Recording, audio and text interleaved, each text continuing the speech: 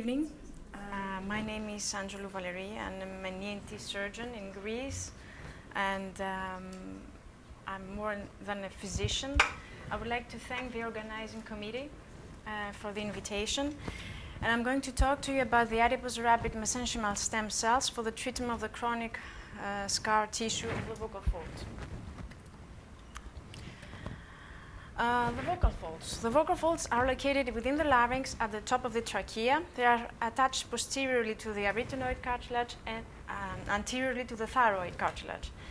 Their outer edges are attached to the muscles in the larynx, while their inner edges or margins are free. So I'm going to show you a little video to show you how the voice is produced. As you can see, here the vocal folds vibrating, and it's the way we produce voice. Okay. So sorry for the video, but it wasn't. Just click the Okay, and here we are. Okay, that's it. Thank you.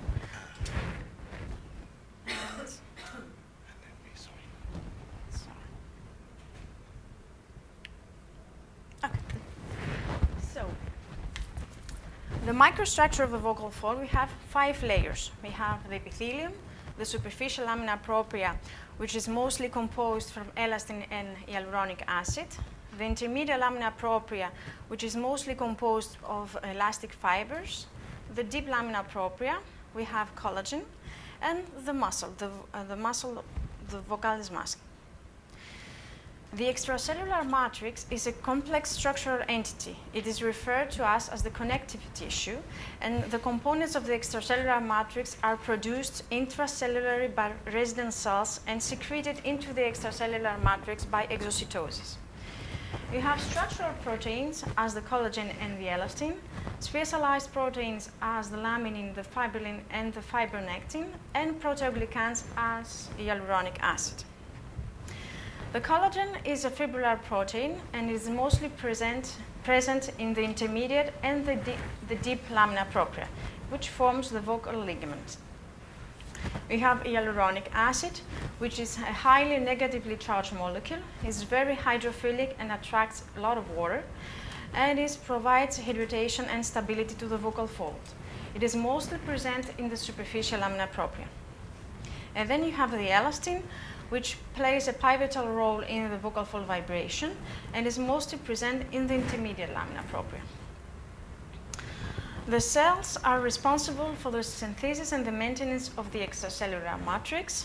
They have a specific distribution. The myofibroblasts and the macrophages are in the superficial and the intermediate lamina propria, while the fibroblasts are in the deep lamina propria. The function. The extracellular matrix has an important biomechanical properties of the 3-layer lamina propria, plays a structural support in the vocal fold, and has an important role in the adhesion, the migration, and the cell regulation. Plays an important role also in the wound healing and fibrosis. So, vocal fold scarring can be caused by trauma, surgical treatment, inflammation, post-infection, or injury. And then we have formation of a scar and inadequate vocal fold vibration. The symptoms of that is hoarseness, breathiness, vocal strain, fatigue, decreased vocal range, and pain. What we see in the formation of the scar, we have found collagen in all 3 layers of the vocal fold. You have the elastic fibers are disorganized and fragmented, and while in the density of the hyaluronic acid is quite the same as normal. So our physicians thought that when you have formation of a scar, you have a retraction of the tissue. So we thought, okay, we're going to place other materials to fulfill the defect. But we found fascia, fat, hyaluronic acid, but none of these treatments achieve the restoration of the vocal fold, because the vocal fold is a 3-layer structure. So you can mimicking the defect and restore the function of the vocal fold. So we did an animal study, and we evaluated the effects of the injection of autologous adipose stem cells in a chronic vocal fold scar of rabbits. We used New Zealand rabbits, and under general anesthesia and direct laryngoscopy, we created trauma. This is something like that. So you have the vocal folds here, okay? And under direct laryngoscopy, we took a piece of the vocal fold using a micro instrument for the ear, and we created trauma.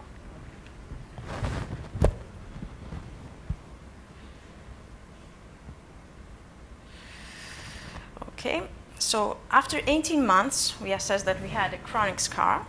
Okay, it's the way it looked like. It's not very nice. Okay, so after that, we harvest adipose tissue and from the inguinal area, and we proceed to the isolation of adipose stem cells. And this is quite a complicated procedure. Dr. Kalodimou, who helped me with this, could eventually talk more about it. The key points that we have to remember is that we observe the adherent cells under the microscope to study their morphological characteristics. We identifying the cell surface antigen by flow cytometry, CD34, 44, and one specific CD271 specific for the rabbits. We used 7AD to assess the viability of the cells, and the concentration were about 100,000 cells per millimeter. And then we infuse into the scar. Did the infusion. This is under general anesthesia of the specimen. Okay.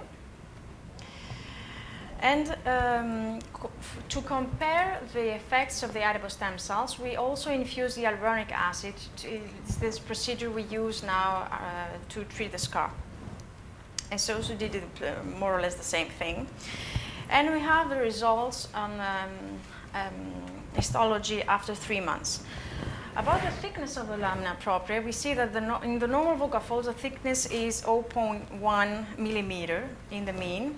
In the square vocal folds, we have 3 times that measure. And it's mostly, the collagen is the most responsible for that. When you infuse the stem cells, you have a reduction of the thickness of the lamina propria. It's quite the same with the hyaluronic acid. About the collagen, in the normal vocal fold, it is mainly distributed in the intermediate and the deep layers of the lamina propria, as we can see here. In the control group, we have thick bundles of collagen. It is all over the place in the lamina propria. When we inject adipose stem cells, the amount of collagen into the 3 layers of the lamina propria is more like normal vocal folds. And when we infuse hyaluronic acid, it's the same thing as we have in the control group, when in the scar. In the hyaluronic acid, in the normal vocal folds, we found that it is mainly distributed in the intermediate and the deep layers. In the control group, we have reduction of the amount of hyaluronic acid in the intermediate and the superficial layer. When we infuse adipose stem cells, we have an increase of the amount of hyaluronic acid in the vocal fold, but it was not statistically significant. It's quite the same thing when we infuse hyaluronic acid, because you have to keep in mind that when you infuse hyaluronic acid in the vocal fold, the half-time of the hyaluronic acid is about 3 months. So when we treat a scar with hyaluronic acid, you have to infuse and then re-infuse and re-infuse. So it's known that we didn't find it. About the elastin, in the normal vocal folds is located mostly in the intermediate lamina propria. In the control group, you have reduction of that. And when you infuse the stem cells, you have an increase of the elastin fibers, not statistically significant. And the same is also true for the hyaluronic acid. And then we saw the level of disorganization of elastic fibers. When we have a normal vocal fold, you have the elastic fibers are linear. In the control group, you have they are disorganized, fragmented, and very short. So the vocal fold loses the ability to vibrate normally. When we infuse stem cells, the structure returns to normal. And in the hyaluronic acid, also the elastic fibers tend to have a more normal structure. Maybe it's that because the hyaluronic acid has an anti-inflammatory effect on the tissues. So I'm going to talk to you about how we get to treat vocal fold scar eventually through the mesenchymal stem cells. In vitro studies, Kumai and collaborates find that adipose stem cells interact by a paracrine crosstalk with the fibroblasts of the vocal folds. When you co-culture adipose stem cells with fibroblasts of scarred vocal folds, they result in a reduction of production of collagen, comparing with the amount of collagen produced only by the fibroblast of scarred vocal folds. The adipose-derived stem cells were cultured in fibrin hydrogel, and we can find that under select conditions, a superficial layer of cells expressed epithelial marker proteins overlay a deeper mesenchymal stem cell layer. The stem cells are capable of modulating the immune response of macrophages. So when you have when you have an inflammatory response, putting mesenchymal stem cells can changes the phenotype of macrophages and be an anti-inflammatory agent comparing to a pro-inflammatory. Bone marrow mesenchymal stem cells were cultivated in connective tissue growth factor, and they were differentiated into fibroblasts. And then we have clinical or animal studies that we have micronized acellular dermal matrix could be used as an efficient expansion substrate to delivery vehicle for the adipose stem cells. There is a lot of research in New Zealand rabbits. They had a restoration of vocal folds. And when you had to compare adipose stem cells with bone marrow stem cells, they found that the adipose stem cells have a superior effect in the vocal fold because have also an antifibrotic effect. So, restoration of a chronic vocal wound still remains a great challenge. We have also to see how we can measure the biomechanical effects of the vocal folds, not only the histological part. And that's it, I think. I want to thank you, Dr. Kalodimu, and I want to thank the laboratory for the help. Thank you very much for your attention.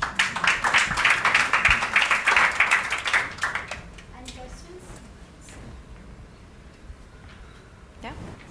Yeah. I'm curious to know, have you tried yourself again, or because in a mobile structure like the vocal cords, the same problem happens with the heart, with injecting cells into the heart. There are research undergone. There is a lot of research in Greece also, as you can see, that they try to do it with the MI, myocardial infarction, and they implanted adipose stem cells, and the results are very good in the reperfusion of the heart. There are good results with adipose stem cells. It's not depending on the mobility of the tissue per se, I don't think. Yeah. Thank you for your talk. Two questions. Yes. One is the comment that you made about the MSCs having anti-fibrotic effect. Yes, because they enhance the hepatocyte growth factor, which is a marker that enhances the healing and has an anti-fibrotic effect. One thing, we're using bone marrow-derived MSCs in genetic skin disease. Yes. Skin disease, and one of the concerns was about worsening the actual fibrosis, but we don't, we're running the clinical trials at the moment. We don't have the results yet, but that was one of our concerns. So it was interesting to hear. Yes, because I think that fibroblasts of the skin have a different phenotype of the fibroblasts of the vocal folds. This is different, so as I knew. So maybe the reaction is different, because I'm perfectly sure that in the vocal folds, they reduces the fibrotic effect. sorry, and also the adipose mesenchymal stem cells, they react differently from the bone marrow because you don't have so many in there. But if you take mesenchymal stem cells from adipose, it's a huge amount that you can get if you do it correctly. And you can see that with flow cytometry. If you study flow cytometry and compare the bone marrow and the adipose, mesenchymal stem cells is always big. That's why it's a trend in regenerative medicine now with adipose. Yeah. I appreciate it. The second question is, what are your plans for clinical translation? Because I presume you want to test on The plans are, we have many patients with voice problems. Voice problems first after cancer surgery, because you have the most common is you remove the part of the vocal fold. After that, we have irradiated patients, and for cancer of the vocal folds, but in head and neck cancers in generally. And then you have the missed surgeries, because we have sometimes you have cysts, polyps, and phonosurgeon do the surgery, but they get a little deep in the vocal fold, so the vocal fold didn't restore very well and lost the ability for good vibration. So this is what we project to do. First, in eventually cancer people, which the trauma of the vocal folds is huge, and then for front surgery, and other things like trauma, inflammation. When you get a big laryngitis, maybe the vocal fold gets stiff. Is it possible to treat antagonists for pro-fibrotic pathways like Wnt or TGF-beta? Like? Has that been done? Like? Antagonists of pro-fibrotic pathways like Wnt, for example, lung skin fibrosis, TGF-beta skin fibrosis. Is it possible to use antagonists to these pathways in the vocal cords? Could be eventually.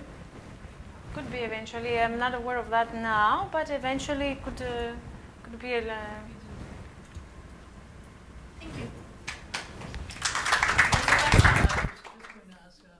You have documented the shift from the macrophage. I presume it's from an M1 type to an M2. Yes, it's a study of Hanson and Arnold in Wisconsin. Has this then a more general effect? I mean, application in wound healing? Yes. Yes. And particularly in areas where it's not so easy, like in the eye and places like that. I know this has been done in the skin. There's a difference. There's a shift of the macrophage phenotype from a pro-inflammatory to an anti-inflammatory phenotype of the macrophage. I know it's done in the skin.